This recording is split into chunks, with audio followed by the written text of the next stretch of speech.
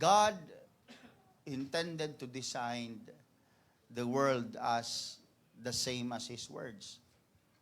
Nung binabasa natin ang Biblia, mga kapatid, and we all know that God designed the world, this entire world, mga kapatid, it was designed by God, not as the same as His words. Anong ibig sabihin nun, Pastor? Nung nilikha ng Panginoon ang mundo, hindi niya ito dinisenyo kagaya ng eternity ng kanyang salita. God is a good designer. He's a good architect, mga kapatid, and engineer of the man, of the life of humankind.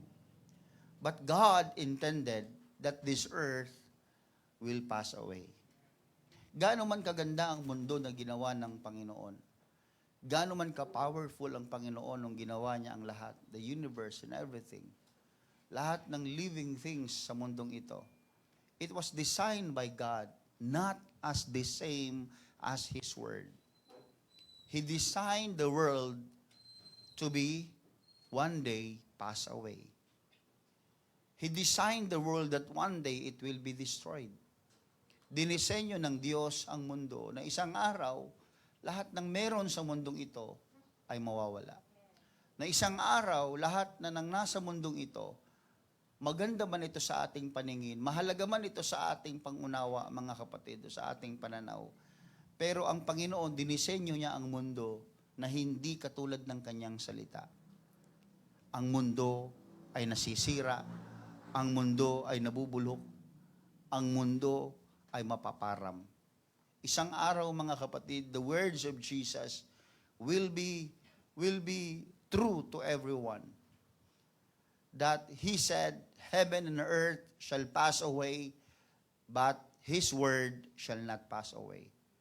Why Jesus warned us? Why Jesus gave us this truth, plain truth, in the plain eyesight of men, na kahit bata o matanda, may pinag-aralan man o wala, madaling maintindihan ang kanyang ibig sabihin.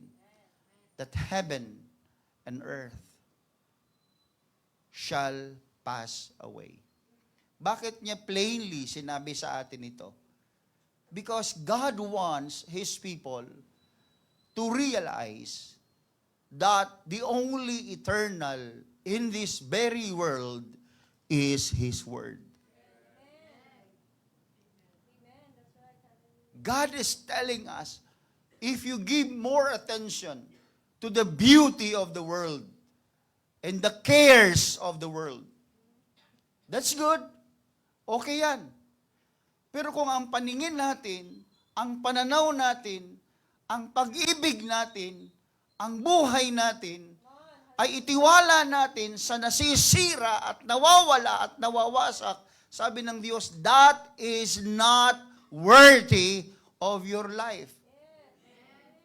That's why He plainly said, heaven and earth shall pass away, but my words, He said, if you are going to love anything in this world, that should be the Word of God.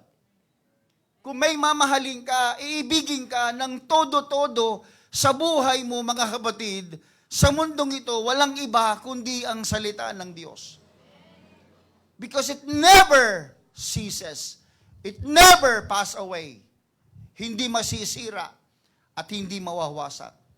God wants us to realize that the only eternal in this world is the words of God. Can we give the Lord the glory, mga kapatid? Hallelujah. He created everything with time. But His words, hallelujah, are timeless. Walang hanggan ang salita ng Panginoon. Hindi bound ng oras o ng panahon ang salita ng Diyos.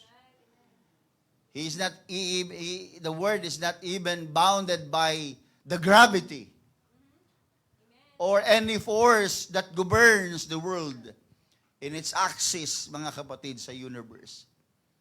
Walang puwersa, walang prinsipyo na pwedeng lumampas sa prinsipyo ng Panginoon. But sad to say, nakakalungkot mga kapatid, that people are controlled by the creation. People are trapped by this world. God intended the world to give us to enjoy. But the context of enjoyment is far different from what the man is thinking nowadays. Yung klase ng pag-i-enjoy ng buhay na gusto ng Diyos sa atin ay yung klase ng pag-i-enjoy na hindi tayo lumalabag sa kanyang alituntunin. That's the context of God. Nung ginawa ng Diyos, mga kapatid, ang mga halaman, ang mga puno, ang yaman ng mundo, it was intended for us to be happy. To be filled, mabusog. At mamangha sa kanyang creation. But the context of God's enjoyment for people is in the context of His righteousness. Hindi ka lalabag, of course, sa kanyang kagustuhan. That's the very context. That's the very aim of God. Yun yung gusto ni Lord. Magsaya ka, pero hindi ka nakaka-violate ng Word of God. Magsaya ka, maging masaya ka, ma-enjoy mo yung buhay na binigay ng Panginoon nang hindi mo siya na-offend. Yun yung gusto ng Diyos. Yun yung konteksto na dalawa pa lang ang tao sa mundo, yun yung gusto ng Diyos na mangyari. But what happened is this. God is so, hallelujah, sabihin na natin mga kapatid, He didn't repent. Hindi, wala namang kasalanan ng Diyos eh. But, He was disappointed. Because iba pala ang gusto ng tao. Gusto ng tao na sumaya siya, gamitin yung creation ng Panginoon, i-enjoy yung mga ginawa ng Diyos sa buhay niya. But, at the expense of disobeying the will of God. Ang problema sa tao, gusto nating sumaya, mag-enjoy, gamitin yung creation ng Panginoon, na nag-i-enjoy tayo, na na-offend natin ang Panginoon, na-offend natin yung kanyang kagustuhan. And that is not in the context of the creation. That's why God Himself proved to us that He wants to get it back. Gusto niyang ibalik yung dating konteksto na yun. Gusto niyang ibalik yung dating kaisipan na yun. Anong tanging paraan? He gave Himself. That's how important it is. Pwede naman pumitik ang Diyos para ayusin, i-resolve yung problema ng tao. But no, hindi niya ginawa yun mga kapatid. Because the only way is Himself. Walang ibang daan kundi siya lang din mga kapatid. Kaya kung gusto mong sumaya, hindi naman masama. Kung gusto mong lumigaya, hindi rin naman masama. Kung ito ay hindi nakaka-offend sa gusto ng Diyos. Pero kung magpapatuloy tayo maging masaya sa mundong ito, gamit ang creation ng Panginoon, pero habang tayo nagsasaya, ang Diyos ay nalulungkot, ang Diyos ay napipighati sa kasalanan na ginagawa ng tao, dahil ang kasalanan yan ang dahilan kung bakit nawala sa konteksto ng Diyos ang tao.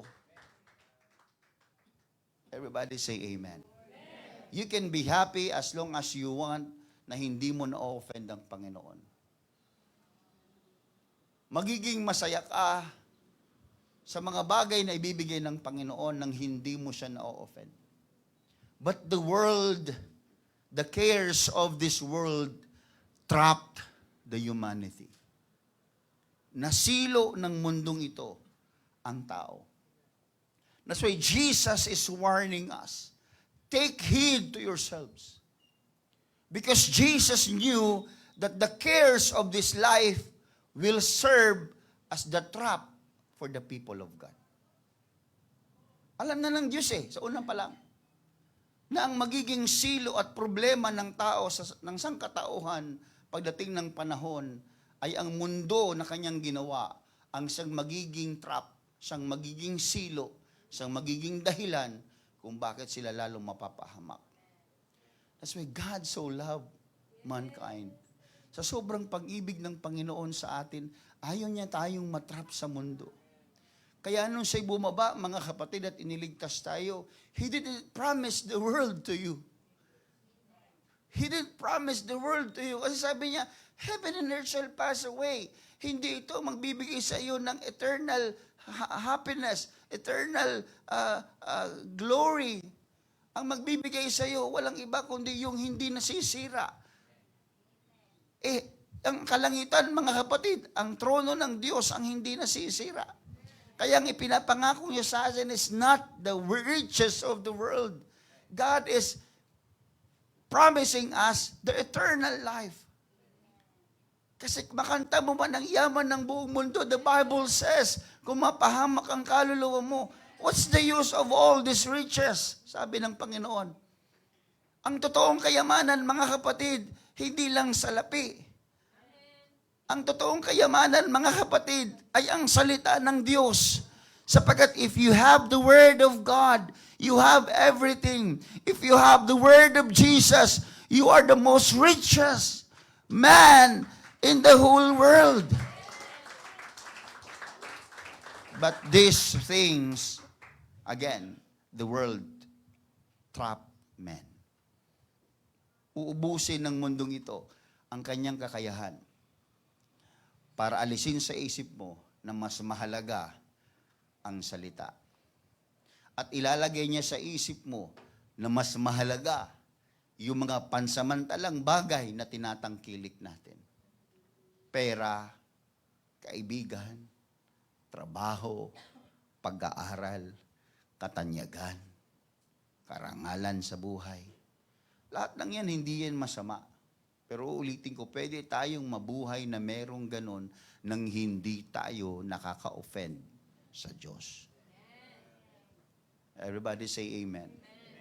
Why God invented this emotion if God don't want you to be happy? Kung ayaw ka ng Diyos sumaya, ba't ka pa niya bibigyan ng emosyon? Ang kasiyahan ay isang emosyon. Ang pagiging masaya ay emosyon. Ba't ka bibigyan ng Diyos ng pakiramdam ng masaya kung ayaw ka naman niya maging masaya? This will be useless. Pero pansinin niyo, binigyan tayo ng Diyos ng pandama na sumaya. Kasi gusto ng Diyos talaga tayo ay sumaya. Pero at the same time, we can be happy without offending God. The problem with man is we insisted our rights. Masyado nating binibigyan diin yung ating karapatan na sumaya. Bakit niyo ako pipigilan, Pastor? Ito nagpapasaya sa akin eh. Ito mga kaibigan ko na ito, Pastor, nagpapasaya sa akin. Itong ginagawa kong bisyo na ito, Pastor, nagbibigay sa akin ng kasiyahan. Itong gusto ko sa mundong ito, Pastor, nagbibigay sa akin ng kagalakan. Ba't niyo ako pakikialam? Who cares of the trap? Dito ako masaya eh. Dito ko nakikita na positibo ang buhay eh. Again, it sounds legitimate. It sounds legitimate. Men are always insistent of their rights. Masyado tayong nabibigyan ng pagpapahalaga sa sarili nating mga katwiran. At minsan walang makatalo sa katwiran ng tao. Lalo't kung hindi nakikinig ng salita ng Panginoon. Lalo't kung walang pananampalataya sa words of God. Kaya nga sabi ni Kristo, heaven and earth shall pass away. Huwag mong paglaanan ng katwiran mo yung heaven and earth. Because these are all temporary. Sabi ng Panginoon, kung bibigyan mo ng katwiran ng buhay mo, mga tuwirang kagamit ang salitang eternal. And that is the words of Jesus. Kaya kahit patay ka na, kung ang lumalabas sa bibig mo palagi habang nabubuhay ka, ay salita ng Panginoon, hindi masisira, mga kapatid, hindi mawawasak, hindi mawawala ng saysay ang lahat ng ginagawa mo, sapagkat eternal ang prinsipyong sinusunod mo. Because that's the Word of God. It's an eternal Word.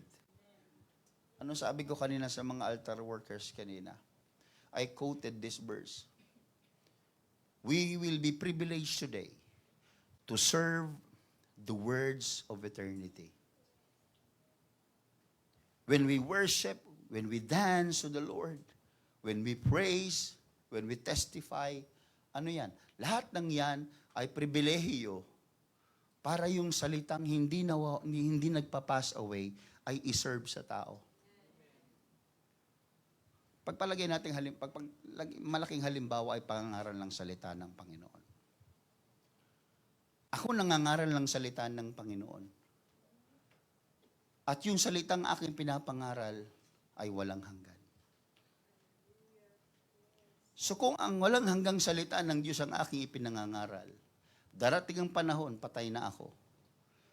Pero yung panahon na ipinaglingkod ko sa Panginoon, na ipinangangaral ang salita niyang hindi nawawasak at hindi nagpaparam, magkakaroon din ako ng gantimpala sa Diyos na hindi mawawasak at mapaparam. The same with you, all you guys here. Lahat ng gagawin natin na para sa Panginoon. Dahil para sa Diyos yan, at ang Diyos ay hindi naman nagpa-pass away, bibigyan ka rin niya ng reward na hindi nagpa-pass away. Bibigyan ka rin niya ng gantimpala. Kaya nga meron judgment seat of Christ. Kaya sa Biblia may dalawang klase ng paghuhukom. Paghuhukom na kung saan hindi tungkol sa kaligtasan, kundi tungkol sa reward na ibibigay ng Diyos sa iyo. Kaya nakasulat sa epistle, mga kapatid, na may mga ginagawa tayo na susunog, hindi nasusunog. Ano ibig sabihin? Yung mga bagay ba na hindi nasusunog? Sa Word of God. Yung pagpunta nyo sa simbahan, yung pag-upo nyo dyan, mga kapatid, yung pakikinig nyo ng salita ng Panginoon, you think it's worthless? No. Many people are trapped. Instead of going to church on Sunday, they go to places na magbibigay ng karangalan o ng ano yung kaligayahan sa paningin nila, sa panlasa nila, sa pandaman nila. Pero lahat ng mga tinitingnan nila na yun ay temporary. Kahit gano'ng kaganda yung beach na yan, isang araw, mawawasak din yan. Hello? Kahit gano'ng karami ang pera, nauubos pa rin. Because these are all temporary. But you are here sitting right now, listening to the eternal words of God. Anong kapalit niyan? Of course, what you sow is what you reap. Kung ang tinanim mo ay panahon para sa word na hindi nagpa-pass away, ang ipapalit ng Panginoon sa iyo, hindi lamang yung temporaring mga bagay, kundi yung walang hanggang buhay sa piling ng Diyos ay i-reward niya sa mga mananampalataya. Everybody say amen. Kaya going to church is not just a duty. It is you sowing to the Lord. Nagtatanim po tayo sa Panginoon. Kaya huwag nating katamaran ang gawain. Hindi ito simpleng bagay sa paningin ng Panginoon. Imagine when we gather, God moves. Imagine when the Word of God is being preached to the people of God. God is moving, mga kapatid, and God is searching the hearts of men. And He is trying to fix everything sa buhay natin through the words of God. Imagine nyo, mga kapatid, maririnig nyo ba yan, mga kapatid, sa labas ng simbahan, sa pasyalan, hallelujah, sa karangyaan, o anumang kaabalahan ng mundong ito, mga kapatid. Pera, kaya bang sabihin sa iyo ng pera itong Word of God? Mga kapatid, I will tell you, huwag tayong tumingin doon sa cares of this world. Hindi naman masama, mga kapatid, na nandun tayo, pero mas masama kung magbibigay tayo ng buong buhay natin sa bagay na napaparam at nawawala.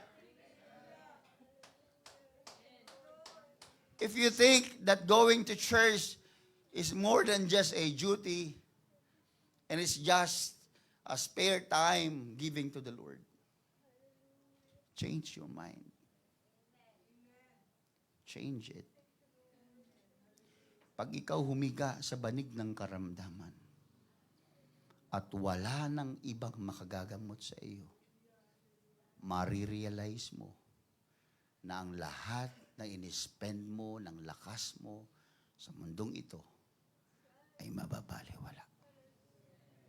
When you are at the point of dying and only God's word is eternal, you bet to change your mind today. Baguhin nyo na ang isipan ninyo. We have no choice but to believe. We have no choice but to believe. If you really care to your soul, kung talagang meron kang malasakit sa kaluluwa mo, I bet you need to change your mind now. Because you have no choice. Where can you go? Saan ka pupunta? Saan tayo pupunta sa mundong ito, mga kapatid? Sige. Na-receive mo na ang pinakamagandang klase ng trabaho sa mundong ito. Sige. Tinanggap mo ng pinakamagandang sweldo sa mundong ito. But after that, where else you can go? Makamtan mo na lahat. Mabili mo na lahat ng iPhone. Mabili mo pati yung si Elon Musk. Sige. Makarating ka man sa buwan. Kung gusto mo sa Pluto. Magbalik-balik ka na parang divisoria lang. But after that, what's next? Where else you can go? Wala. Uuwi ka rin isang araw sa banig ng karamdaman at nakahiga ka. And you are wondering, what happened? What will happen next? What will happen next? Anong susunod na sa akin? Meron na akong magandang edukasyon. Nakamtam ko na lang lahat ng kalayawan sa mundo. Napuntahan ko na lang magandang pasyalan sa buong mundo. Wow, ikaw na. But after that, where else you can go? There's no more to go. Dalawa lang yun. It's either you go with God and you can see the wonders of His creation, not just on earth, but in heaven. Or you suffer with the people that are trapped. Suffer with them in hell. Dalawa lang po yun, mga kapatid. Kaya alam niyo ang bautismo. Sa simbahang ito, sineshare ang bautismo. Bakit ko kinakailangan kayong bautismohan? Mababasa ako, pastor, wala akong dalang pamalit Diyos ko po naman. Nababasa ka nga ng ulan sa kalsada, sa kakapasyal mo. Nagkasakit, nagkaubo ka na nga kung ano-ano, kung saan ka pupunta. Hindi ka nga nag-care na nababasa yung buhok mo, na nababasa yung damit mo sa ulanan o saan ka man nagpunta. Pero dito, bibigyan ka pa ng tuwalya. May underwear ka pa. It's just a matter of seconds, ilulubog ka. This is not for me. This is not for them. This is for you. Because we are following the words of eternal life. And that is the word of Jesus. Jesus Himself went Himself to baptism. Si Kristo mismo, mga kapatid, who walked 7 miles. 70 miles, I guess. 70 miles. He walked. Magpabautismo lang. Kaya nung siya'y pinipigilan, Lord, ikaw nga itong dapat magbaptize sa akin Bakit ako babautismuhan? Bakit ka namin babautismuhan? Anong sabi ni Kristo? Suffer it to be so now. Because this is the right thing to do. Ang dapat gawin ay sinabi ni Kristo, baptism. If I were you, brethren, if you are not yet baptized in the name of Jesus Christ, I bet you will suffer the consequence later on. Minsan lang ako mangharal ng para bang, Pastor, nananakot ba kayo? Hindi ako nananakot. Matanggal lang, tinanggal ng Panginoon ang takot sa akin. Ang ipinalit ng Panginoon, kagalakan. Every time or any time God will appear in front of us, I can assure you, I repented of my sins, and God will give me eternal life. How about you? How about you? Can you boldly tell the Lord, Lord, anytime bumalik ka na, ready na ako. Or, Lord, wag muna, may negosyo pa ako eh. Nag-aaral pa ako, Lord eh. Tsaka di pa ako nakakapag-asawa eh.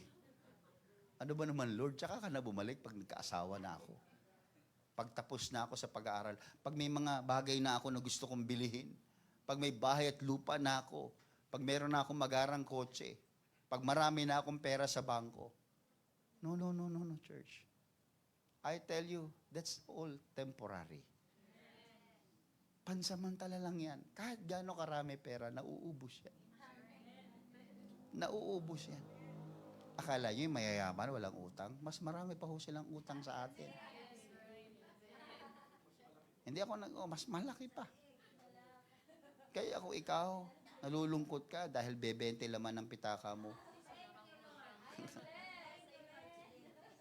That's just temporary.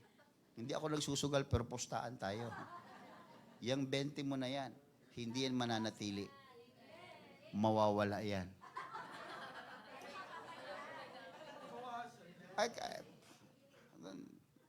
Minsan nga, di ba, sabi nila kahit sunugin tayo, hindi tayo mga muy 5 eh. Eh, totoo yun. Pero I bet you this one. Makikipagpustahan ako sa inyo. Yung 20 niyan, mawala man yan mamaya, may ipapalit ang Diyos dyan.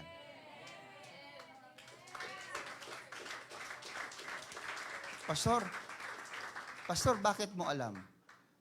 Pare-pares tayong tao. May hayop ba dito? Pare-pares tayong tao at naranasan natin yan. Because money, kahit gaano karami yan sa pitaka mo, it will pass away.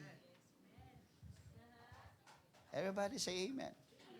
That's why Jesus is warning us. Because He knew that the cares of this life will serve as the trap for the people of God. Yung time natin sa Panginoon, I would like to emphasize this. Our time with God, we're trapped. Because of the cares of the world. Yung oras natin para sa Panginoon, mga kapatid, nasisilo. Nananakaw sa atin. Because the business of the world is the busyness of men. Uulitin ko. The business of the world is the busyness of men. Pag ikaw busy, gustong-gusto ng mundo. Yung wala nga trabaho, yung tambay nga busy eh. Busy sa kakatambay. Hindi magsuot nga ng damit, di kaya eh. Sobrang kaabalahan sa mundo. Sa sobrang daming iniisip at ginagawa, ni magsuot man lang ng damit, di kaya. Lalakad sa kalye, nakahubad. Ganyan ang mundo. Gagawin kang busy. Because the cares of this world sounds legitimate for many. Pastor, I don't have time to go to church eh. Pastor, I don't have time to listen to the word. I don't have time to go to midweek Bible study. Wala akong panahon para magpunta sa prayer meeting, Pastor. Because I'm busy. Pastor, busy rin ako. Hindi na ako makapagbasa ng Word of God sa umaga. At sa gabi bago matulog. Pastor, busy rin ako para mag-pray. Kaya, Pastor, pati sa pag-worship ko, parang minsan, busy rin ako eh. The business of the world is the business of men. And the cares of this world, it sounds legitimate. May pasok kasi ako, Pastor eh. May bisita kasi ako, Pastor eh. May trabaho kasi ako, Pastor. Nag-aaral kasi ako, Pastor eh. And it sounds legitimate. Parang okay lang, pagbigyan mo na, Pastor. Kasi minsan lang naman yan. Eh, gano'ng kadalas ang minsan? Mayat maya. Ganun kadalas yung minsan. Mayat maya. Kaya hindi na minsan yun kundi mayat maya na mga kapatid eh. But the Bible commanded us, listen to me, brethren, ang utos ng Panginoon, in Deuteronomy chapter 6, verse number 5, thou shalt love the Lord, thy God, with all thine heart, with all thy soul, and with all thy might. Let me add, with all thy time. With all the time. Ano bang meron tayo nung tayo ay pinanganak sa mundo? We came out in this world nothing. Ni wala kang ang salawal eh. Wala kang dinala sa mundong ito. But what we have is time. Yung time mo, Brother Joben, at yung time ko, parehas at equal. Hindi pwedeng 12 lang sa'yo, sa akin 24. Ano yan? Pagkatapos ng 12, bigla ka nagkukulaps. Tapos bibigyan ka ulit ni Lord ng panibagong 12 na naman. May iba naman 24 hours sa kanila. Hindi ganun ang Panginoon. Ano ba meron tayo, Brad, sa mundong ito? Kahit nga pera, wala tayo eh. Oras. That's your currency. That's the currency of men. Time. And time is important, mga kapatid. Time is important. Go to the hospital. Pumunta ka sa emergency room. Bumibili ng malalaking oxygen. Because they're buying time. We want time in this world. Kahit na gaano karami ang pera mo, kahit na gaano kalaki ang edukasyon na narating mo, kahit gaano ka katanyag, I'll tell you, kapag wala ka ng time, you're nothing. That's why let's use the time, the commodity, the currency that all of us are equally given. Binigyan ka ng Diyos ng time. Binigyan ka ng Diyos ng time. Where are we going to spend this time? Saan natin gagamitin yung panahon na ito? And it tells us, kung kanino mo binibigay yung oras mo, yun ang Panginoon mo. Kaya if you give more time, I'm not telling this na huwag kayong magtrabaho. But I'm telling you, there is more than job. There is more than cares of this world. Because all of us, one day, mauubusan ng oras. At sa oras na tayo'y mawalan na ng oras, mayroon bang ipapalit ang Diyos sa atin sa piling niya? Kung tayo hindi naglilingkod sa Kanya, wala. Ang oras na ibibigay sa iyo ng Panginoon sa sumunod na buhay mo, it's either oras kapiling siya o oras ng paghuhukom sa impyerno. Again, I'm not telling you this, I'm not scaring you. But if you want that your time is given to the Lord, ngayon pa lang magkaroon tayo ng interest sa Word of God. Interest fights boringness. Kailan ka na boring nung hindi ka na interesado? Boring naman ang relationship namin because you are not interested. Boring naman ang pag-aaral ko because you are not interested. Ulitin ko, interest fights boringness. Kung interesado tayo sa salita ng Diyos, it never becomes boring to you. Ang tagal kasi, pastor eh. Ang lalim kasi, pastor eh. Hindi ko kasi maunawaan eh. Kaya nga may Bible study eh. Kaya nga may pastor na pwedeng tanungin eh. Kaya nga tayo binibigyan ng time to pray so that God can give us wisdom and understanding na maintindihan natin yung Word of God. Nakakabaliw kasi, pastor eh. Hindi ka lang kasi interesado. Huwag mong gawing scapegoat, mga kapatid, na malalim yung Word, na hindi mo maintindihan, na nakakabaliw. Yan ay mga words na mga hindi interesado sa salita ng Diyos.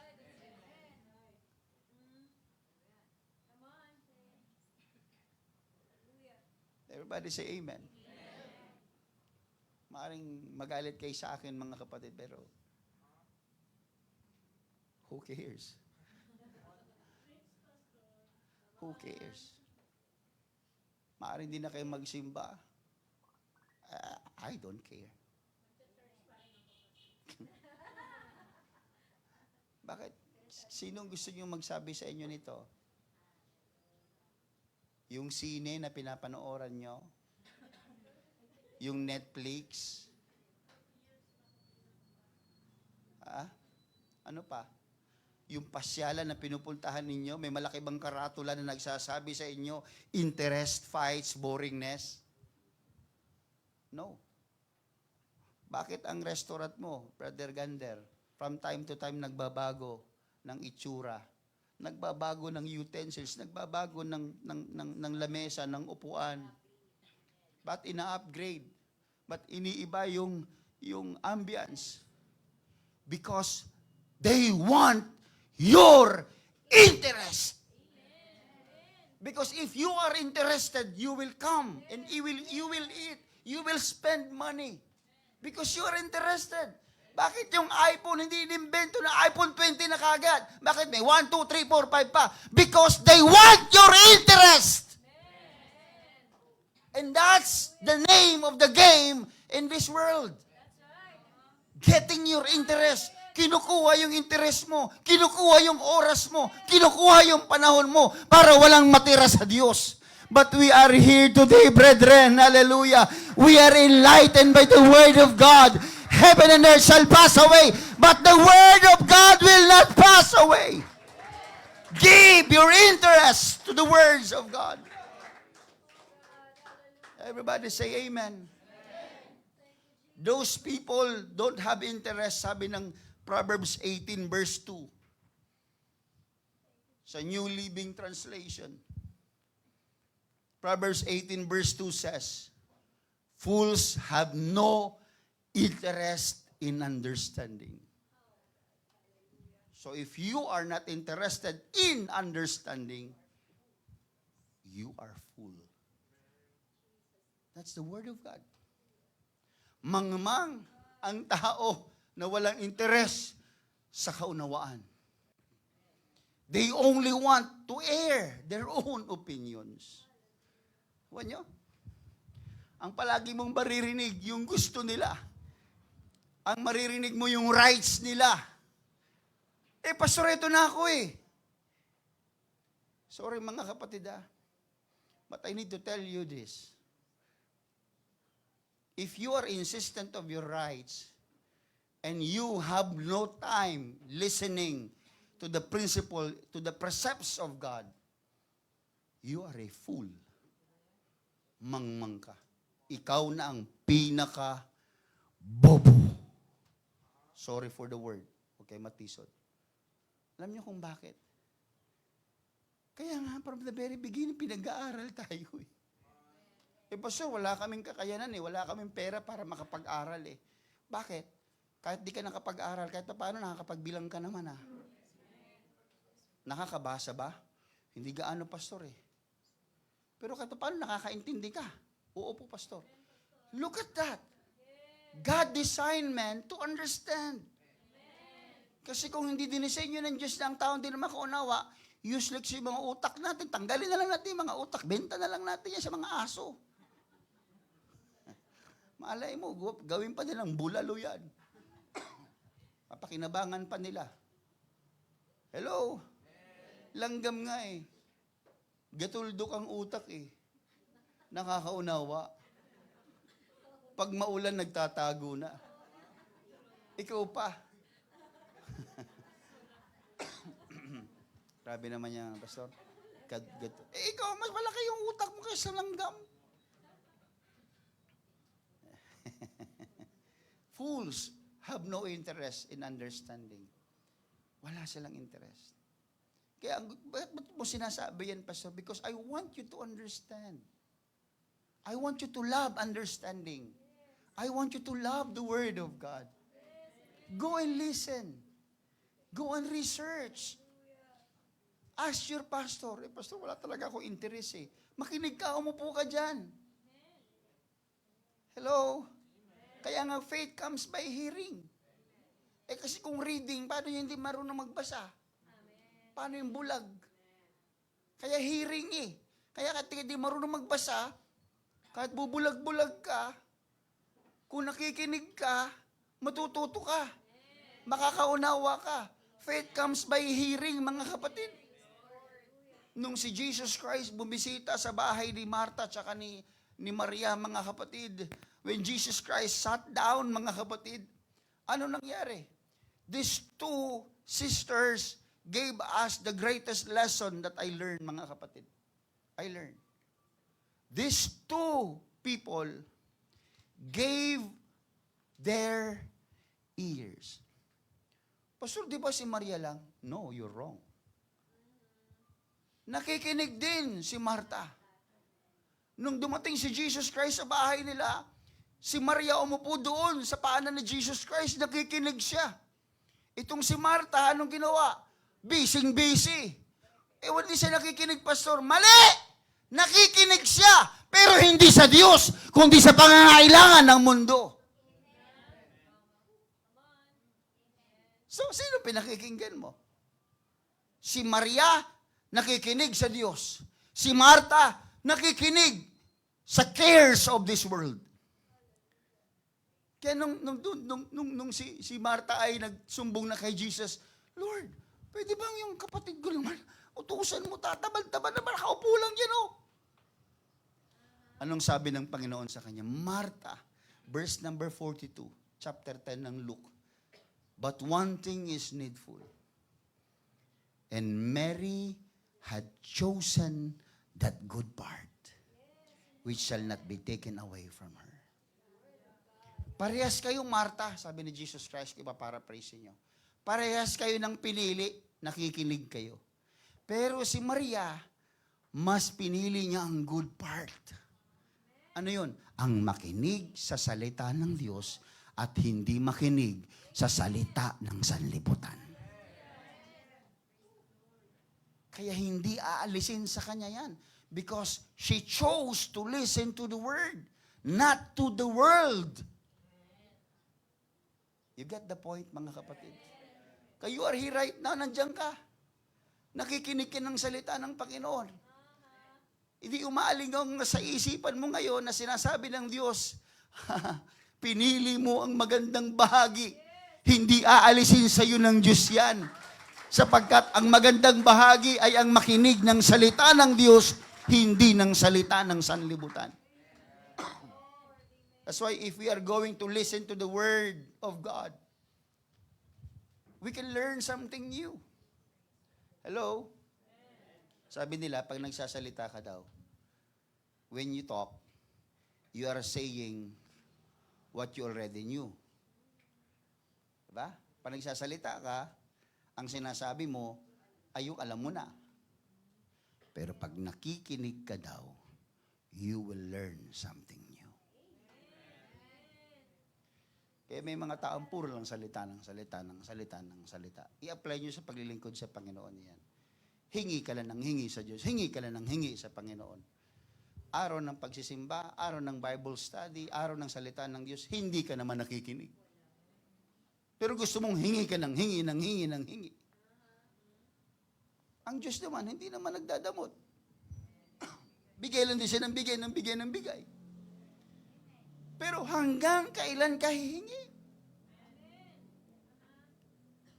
Minsan may hinihingi kang hindi binibigay ng Diyos. Ang damot ng Diyos. Hindi madamot ang Diyos. Because if you have listened to Him, kung nakinig ka, matagal niya nang binigay sa iyo yung bagay na hinihingi mo. Ang problema lang, you ask peace. Lord, bigyan mo ng kapayapaan ng relasyon namin. Bigyan mo ng kapayapaan ng buhay namin. Bigyan mo ng kapayapaan. Puro kapayapaan hinihingi mo. Kung nakikinig ka ng salita ng Diyos, ang salita ng Diyos ay kapayapaan. Kaya may mga bagay hinihingi ka sa Diyos, hindi naman dumarating sa iyo. Bakit? Matagal niya nang binigay. If you just listen, if you just sit down and listen, give time that God to speak to you, then you will understand. This is not about religion. Kaya may mga tao, minsan mga kapatid, ayaw magpabautismo. Ayaw makinig ng Word of God. Bakit? Una, dahil wala silang interest. Pero tandaan niyo mga kapatid, the more you listen, the more it builds faith to you. Kaya habang nakikinig ka, kahit pagod ka, sabi ni Sister Kim kanina, minsan 12 hours, wala siyang trabaho, wala siyang paghinga, pupunta dito, makikinig. Minsan may mga dyan tutulog-tulog. Naiintindihan ko dahil nagtrabaho eh. Pero yung wala namang trabaho, tutulog-tulog. Hanggang ngayon, hindi ko mawari eh.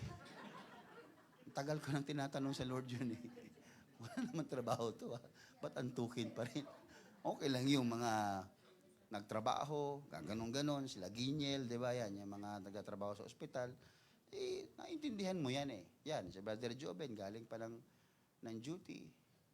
Okay yun, maintindihan mo sila na pipikit-pikit kasi katawan eh. Yung iba naman, papikit-pikit. Sabi ko, maghapon pagdamag na ito nakapikit sa kanila. Pagdating dito, pipikit-pikit pa rin. Sabi ko, Lord, patawarin mo na lang, Lord. Amen. Alam niyo ba, paano kaya kung, sorry ha, paano kaya kung mga naging Katoliko tayo? Eh di, may mga naghihilig na siguro sa mga sandaling ito, mga kapatid. Buti na lang, Pentecostal. Buti na lang, minsan sinisigaw-sigaw ko yung buhos, nilalakas-lakas ko. Pandaya yun eh, panggising mga kapatid. Eh, nakasimbahan pala ako. Diba? So, mga kapatid, don't let your time with God be trapped. Huwag niyong hayaan na masilo ng sanlibutan ang oras niyo para sa Diyos. Again, we all have time. Walang makapagrarason sa akin na wala kayong time. Dahil pare-parehas tayong may time. It so happen kung kanino ka nakikinig. Kay Jesus ba? O sa cares of the world? Kaya alam niyo, ang ganda ng lesson na yun kay Martha, tsaka kay Maria. Yabang natin, kasi talaga gusto ko maging kay Maria ako. Eh, lahat naman tayo gusto natin maging ganon. Pero hindi natin nakikita na invisibly may nangyayari. There is something going on in the life of Martha. And that is listening to the cares of the world. Who cares of the trap? Pagkasabi ng Panginoon, I don't care kung wala kang ma-serve na juice. I don't care kung wala kang ma-serve na tinapay. I'm here to give you the greatest lesson. And what is that? Listening to the word. Kaya ito pinili ni Maria, ibibigay sa kanya, hindi aalisin sa kanya. That's the good part. Are you ready to receive the good part? Or are you willing to do the good part? Willing ba kayong gawin yung ginawa ni Maria? Na imbis na makinig sa word ng cares of this world, nakinig siya kay Kristo, umupo siya doon. And you know, the rest is history. Makikita nyo rin mga kapatid, when Lazarus died, mga kapatid, makikita nyo yung klase ng stability ng emotion ni Maria. Kaya pansinin niyo, pag binasa niyo, pinag-aralan niyo yung buhay nila, mga kapatid, makikita ninyo na stable si Maria because the words of God is the one trusted by Mary. Everybody say amen. Can we clap our hands to the Lord? Another thing is worship our trap. Yung worship, natatrap siya dahil sa cares of this world. People tend to worship the creation than the Creator. Hindi naman natin ulitin ko mga kapatid. This is not, because I just want to communicate, brethren, the commitment. Kasi pasok ng bagong taon, gusto ko sanang hingin sa inyo ang commitment nyo sa Panginoon. I don't want your involvement. What I want is your commitment. Ang involvement, magsisimba ngayong linggo, a-absent susunod. Ang tawag dyan, involvement. Pag may okasyon, nagpaimbita si pastor, pupunta. That's involvement. But that is not commitment. But when we talk about commitment, at yun ang gusto kong hingin sa inyo, I don't need your involvement. What I need is your commitment. Linggo, you go to church. May imbitasyon o wala, you go to church. May celebration o wala, you go to church. Because you are committed to worship to the Lord. Pag Bible study, you go to church and listen. This coming Wednesday, Bible study, we will be doing the Bible study face-to-face. At kung nasanay-sanay na kayo na tuwing Miyerkules, ay nasa bahay na lang kayo, at hindi kayo umaatin ng Bible study, I challenge you today. What's the difference of Sunday and Wednesday? Tell me, brethren, anong pagkakaiba ng araw ng Linggo at ang araw ng Miyerkules? Magkaiba ba ang Diyos ng Linggo at Diyos ng Miyerkules? Pag Miyerkules ba, ang Diyos medyo mahina? Pag Linggo, malakas siya? Parang ikaw lang? Pag Linggo, pasok ng Lunes hanggang Sabado, lupay-pay na naman.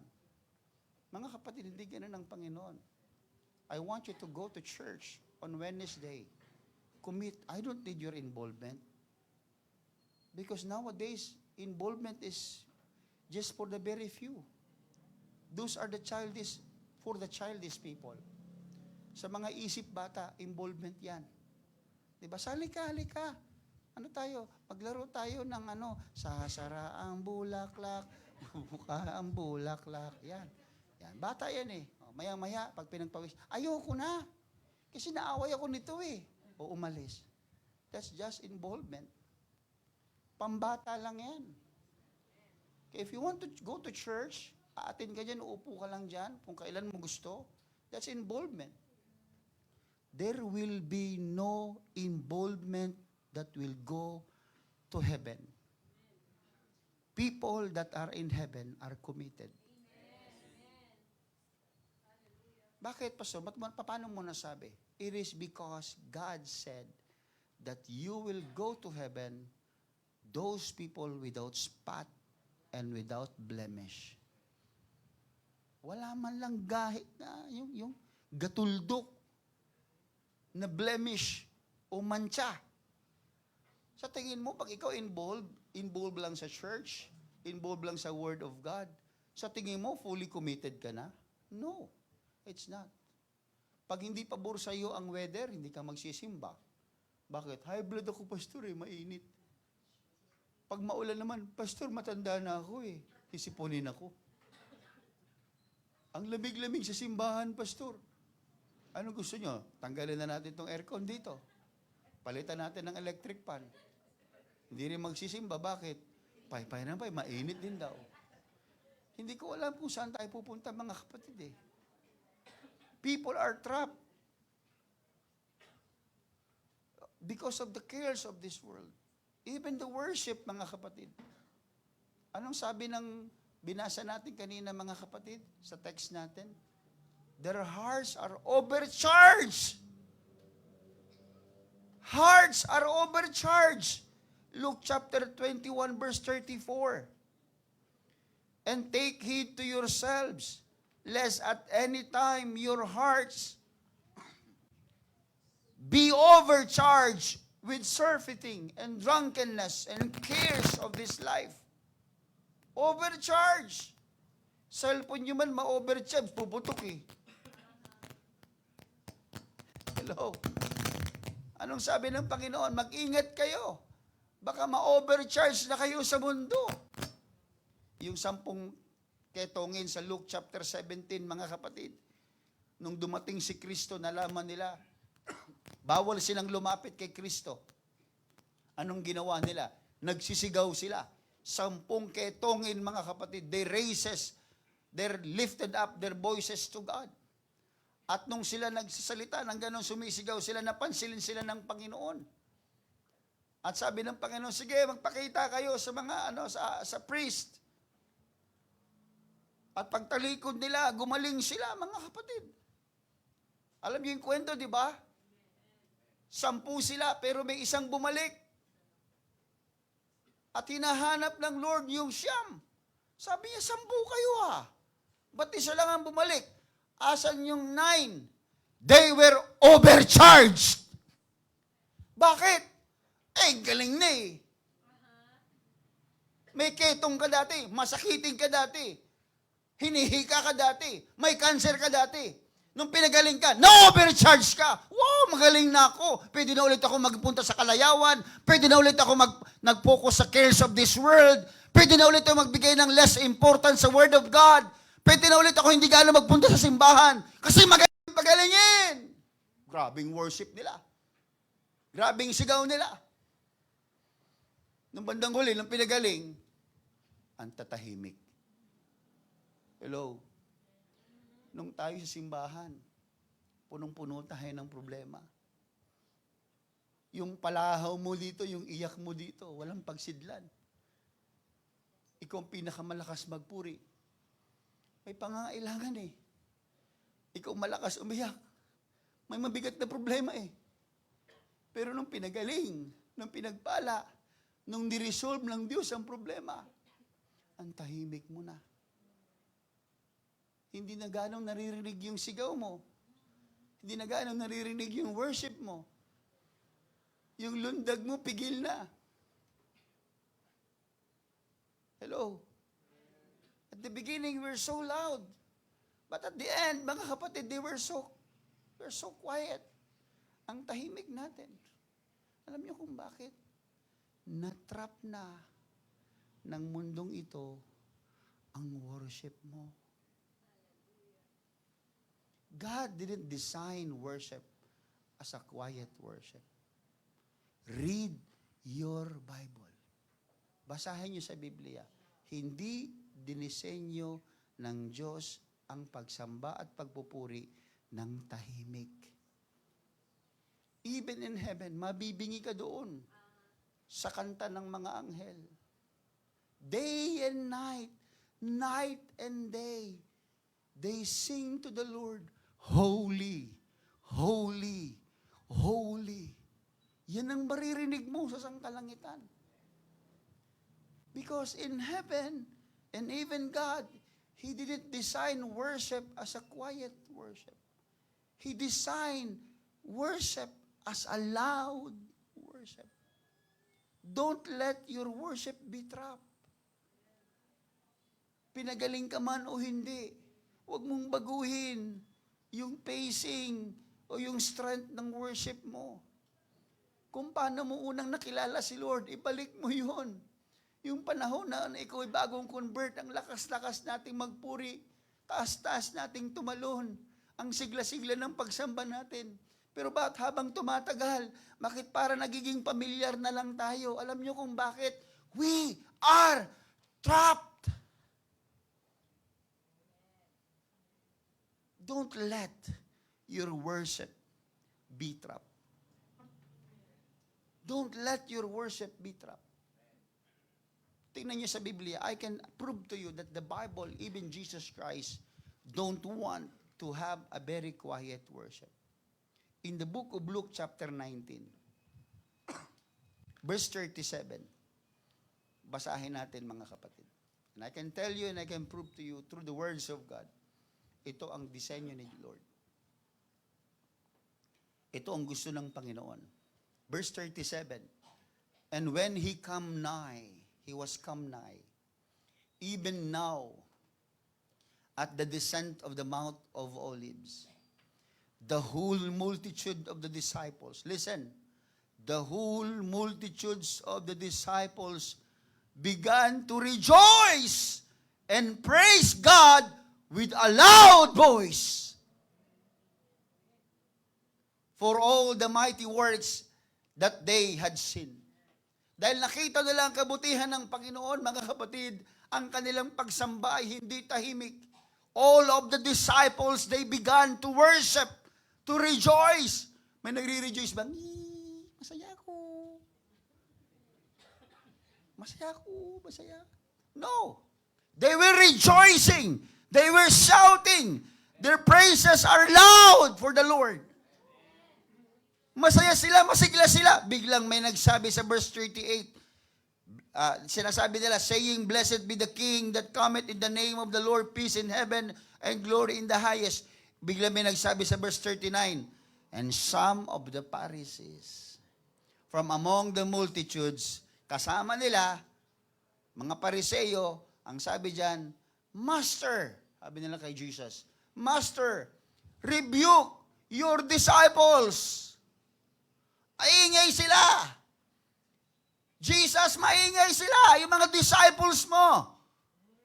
Maingay sila, nakakaistorbo sila. Anong sabi ni Jesus sa verse number 40? "And he answered and said unto them, I tell you that if these should hold their peace," pag tumahimik itong mga lahat na ito, "the stones would immediately cry out." Because I don't want a quiet worship. I don't want a quiet church. I don't want a quiet praises. I want a loud praises.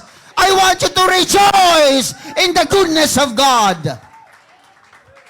Come on. Hallelujah. Clap your hands. Be loud. Don't let your worship and praises be trapped. Come on. Hallelujah. Praise Him. Worship Him. With a loud voice. Hallelujah. Come on. Hallelujah. Hallelujah. Shout hallelujah. Ayaw ng Diyos ang tahimik na simbahan. Ayaw ng Diyos ang tahimik na pagsamba. Ayaw ng Diyos ang tahimik na pagpupuri, mga kapatid. We are here. We are not the stones. The Lord is here to bless the church.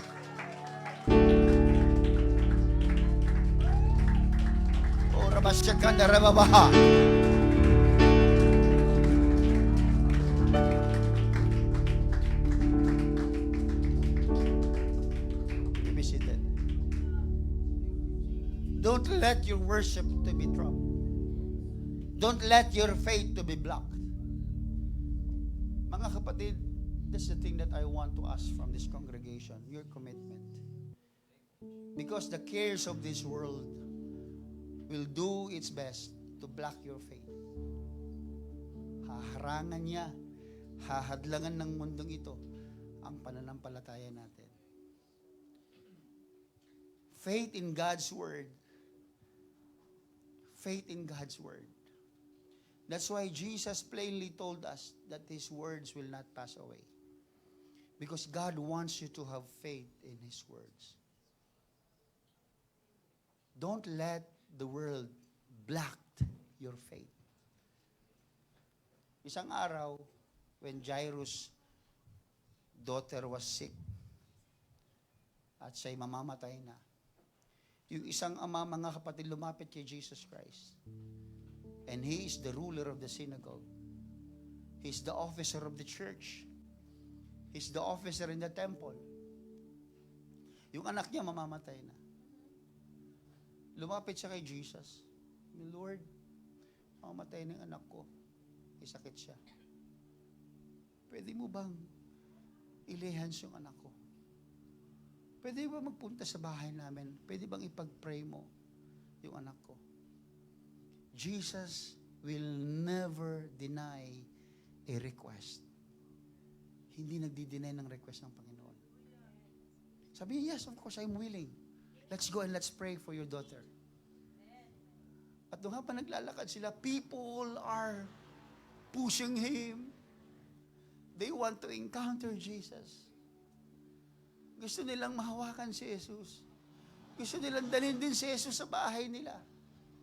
Gusto nilang imbitahan si Jesus Christ sa bahay nila. Because in every time that the presence of God is there, there is liberty. There is peace. There is joy in the presence of God. At habang sila naglalakad, biglang sabi ng Panginoon, who touched me? Sabi ng mga tao, ng mga disciples, Lord, people are pushing you, people are grabbing your hands.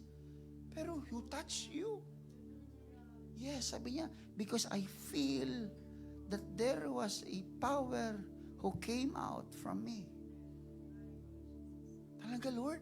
Oo, naramdaman ko. At habang inahanap nila kung sino yung taong yun, then here goes the woman with an issue of blood. Tumayo doon. Sabi niya, Jesus, ako yung humipo sa iyo. Imagine mga kapatid, the daughter of Jairus is at the point of death. Naghihingalo yung bata doon. Nang papunta na si Jairus sa si Jesus Christ para ipag-pray, there was an interruption that happened. Malas naman. Kung kailan nagmamadali, tsaka may interruption. Kung kailan nagmamadali para ipag-pray, biglang may interruption. Pero alam nyo nangyari ng storya pag binasa ninyo. Magkaroon pa ng mahabang oras doon. Para nagkaroon pa ng paliwanagan.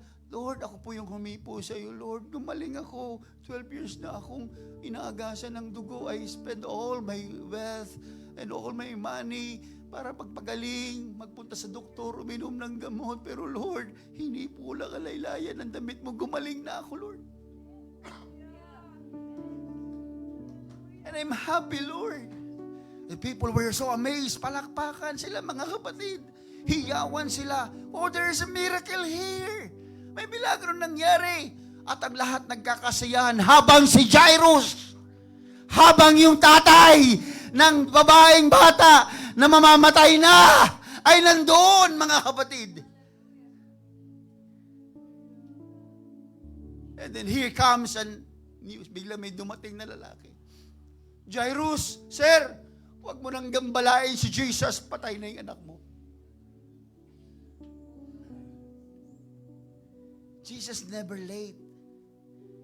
Hindi nahuhuli ang Panginoon. He never delays. Pero alam mong sabi ni Jesus kay Jairus, Jairus, only believed.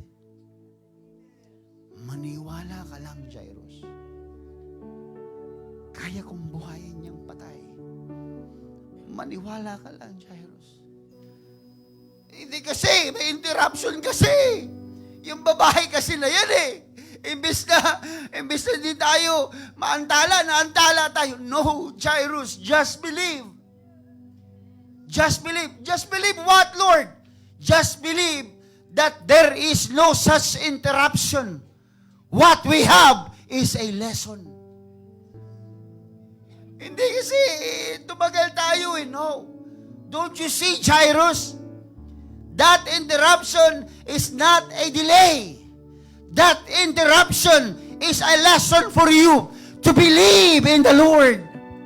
Na kahit na mamamatay na yung anak mo, na kahit sa tingin mo wala na pag-asa, only believe me, Jairus. Maniwala ka lang sa akin.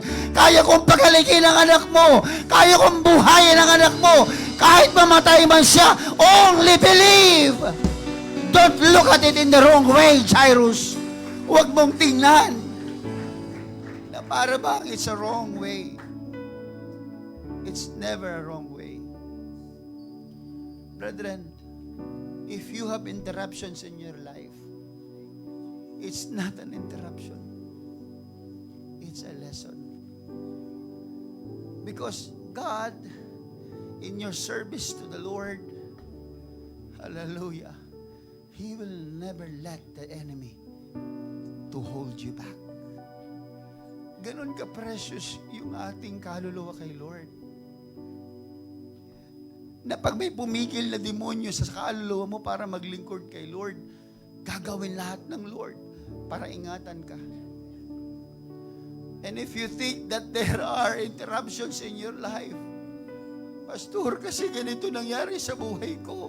Hindi mo naiintindihan, Pastor. Ito mga kamalasan nangyari sa buhay ko. I know.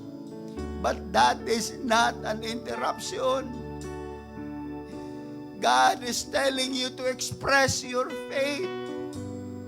God is telling you whatever is your circumstances, He can mend it.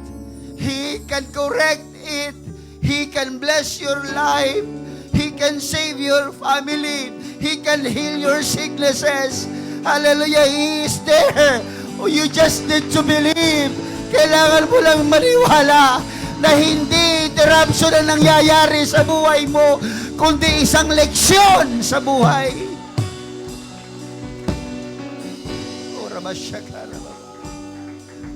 Don't look at it in the wrong way.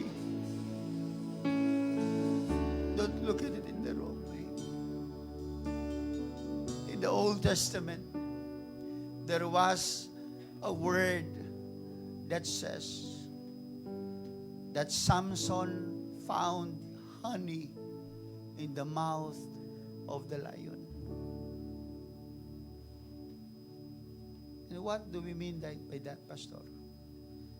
Merong pulot-pukyutan, may pulot sa bibig ng leon. Yes. You may look to the lion so scary. Maaaring pag tiningnan mo ang leon, nakakatakot. Pero sabi ng Panginoon, mayroong pulot sa bibig ng leon. So what do you want me to do, Lord? Fight the lion. Struggle with the lion. Huwag mong tingnan yung leon na para bang siyang katapusan ng buhay. No, no, no, no. Huwag mong tingnan yung interruption na para bang katapusan na ng lahat. No! Fight your lions! Fight it! And then one day, makikita mo, matatalo mo yung leon at kakainin mo ang biyaya na nanggaling sa struggle mo, nanggaling sa mga paghihirap mo, nanggaling sa mga pagtitiis mo. Kakainin mo ang biyaya na bigay ng Diyos. Just don't look at it permanent. Hindi permanente ang mga interruption. Hindi permanente ang problema. Hindi permanente ang karamdaman, mga kapatid. Hallelujah. This is our temporary in the name of Jesus. Heaven and earth shall pass away, but the words of God will not pass away. Hallelujah. Hallelujah. Hallelujah. Hallelujah. Hallelujah. Come on, church. Shout to the Lord Jesus. Shout to Him.